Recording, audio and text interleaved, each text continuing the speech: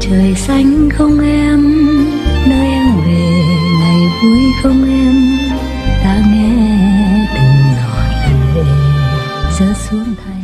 The old man took the box home and did exactly what the little devil told him. He invited all his friends and his neighbors to come to his house for a eating party.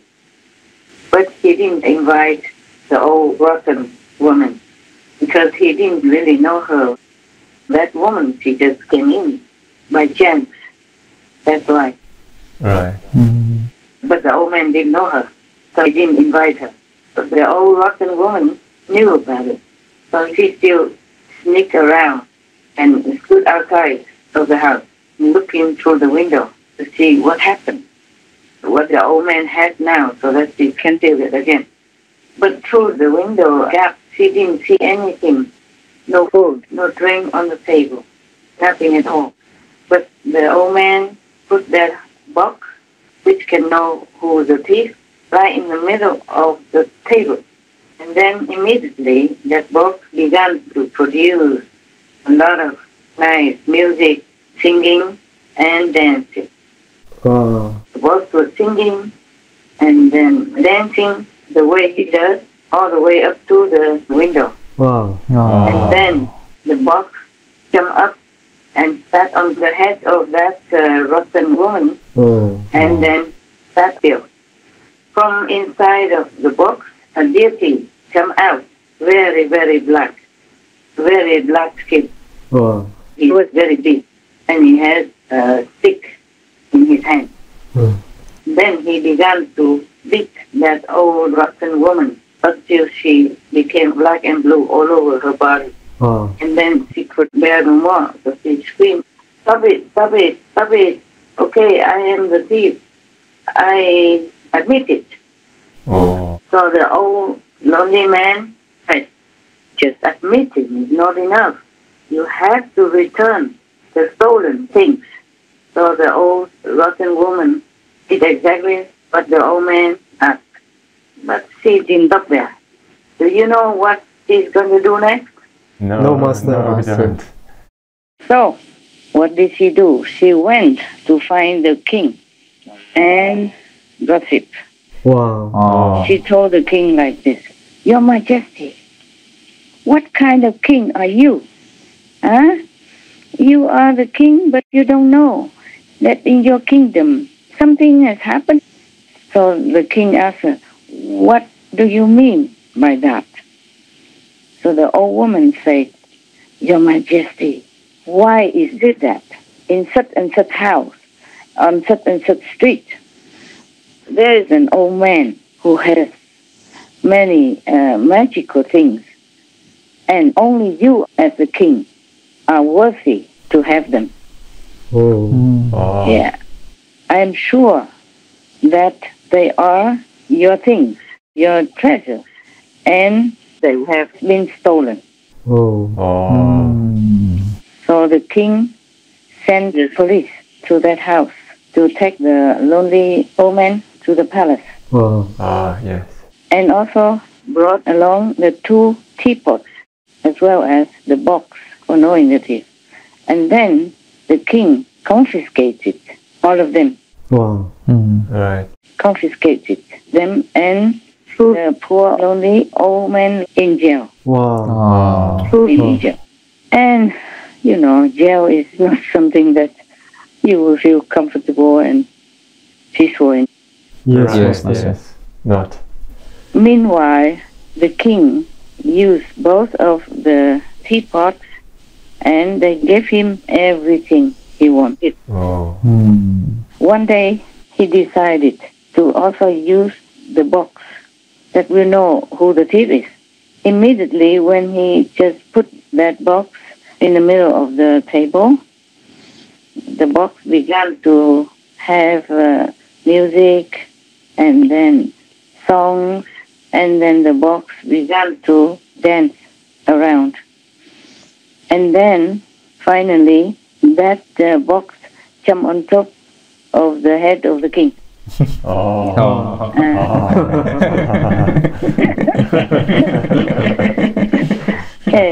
He asked for it, right? Yes. And then a very, very black deity jumped out from the box with the stick, and keep beating the king non-stop. Wow.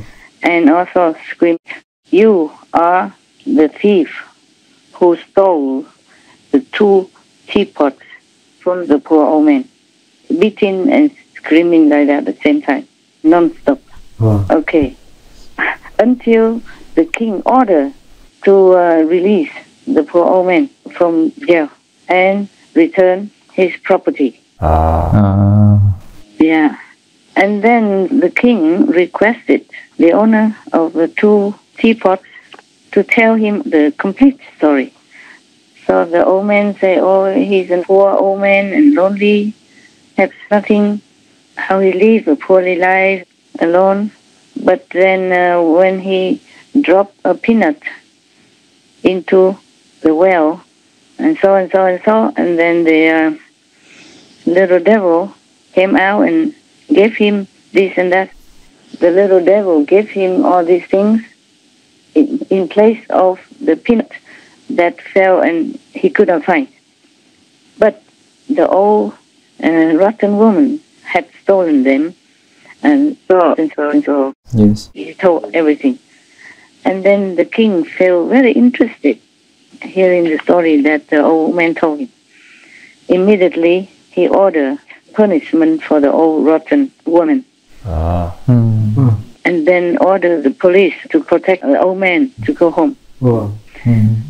From then on, the old lonely man lived a very comfortable, happy life. and had everything.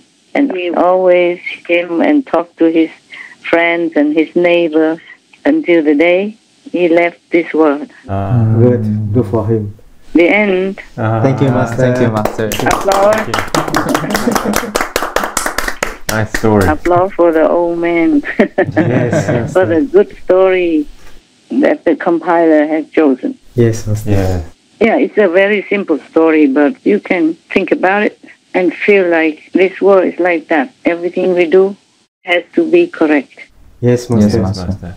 And we have to be content with what we have and not steal things from other people or from neighbors. Even the leader of one country should not go and make war and steal lands from other countries, because there will be the retribution sooner or later. Right. Yes, Yes. Master. There will be. And even if you don't see it in this lifetime, you will see it in hell or in the next life also, after hell. You will be born into such a situation, such a planet, such a world that you will be chased, you will be killed, you will be wounded, you will be maimed, just like the way you cause it to happen to other innocent people, either from your country or from the neighboring country, because it is like that. If you plant an apple tree, you will have apples. If you plant an orange tree, you will have an orange. Yes, Master. That's right, Master. The law in this physical world is exact, very scientifically and practically exact.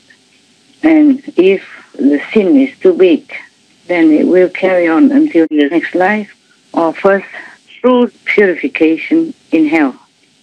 And then you will be reborn as a victim, the way you cause other people or other animal people, other beings to be the victims when you were alive, provoking neighbors to make war or making a war yourself. Yeah. Understand, Master. Exactly.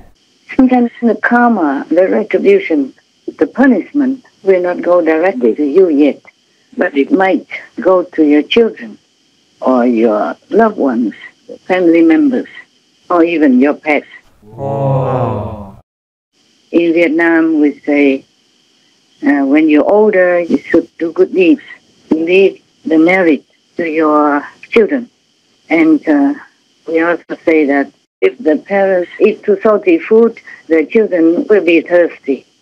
Similarly, in the Bible, it also says that we have sins from the ancestors, meaning our parents, or great-grandparents, etc. So if it doesn't hurt you, but it will hurt your loved ones. Then it even hurts you more. And sometimes the karma makes you that way. The devil arranges it that way. The karmic law arranges it that way. So that you get more hurt. It's more painful than even you yourself getting hurt or killed. I don't know if anybody understands what I'm saying. I mean, really deeply realizes the truth of it. For example, recently, the person who is the so-called guru of Putin, the one who is mostly behind the invasion of Ukraine, the daughter died by a bomb. Somebody killed her by placing a bomb in the car. And people say it's supposed to be for the father, Putin's guru. But then they killed his daughter instead. I'm sure this would make him grieve 10,000 times more than if he himself gets hurt. Yes, Master. Yeah.